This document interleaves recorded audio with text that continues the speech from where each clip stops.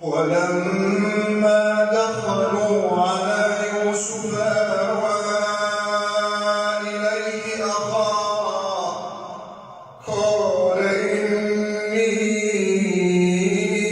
أنا أخوك. ولما دخلوا على يوسف آوى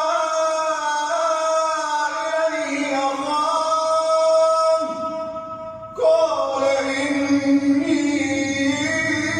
أنا أخوك فلا تبتئس بما كانوا يعملون.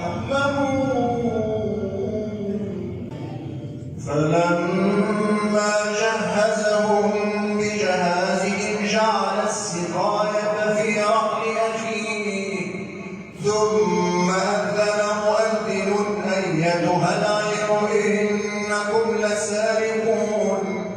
قالوا وأقبلوا عليهم ماذا تفقدون.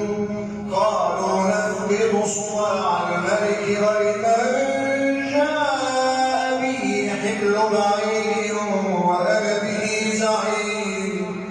قالوا تالله لقد علمتم ما جئنا لنفسد في الأرض وما كنا سارقين. قالوا فما جزاؤه إن كنتم كاذبين. قالوا جزاؤه من وجد في رحله فهو جزاؤه كذلك نجزي الظالمين. فبدأ بأوعيتهم قبل وعاء أخيه ثم استخرج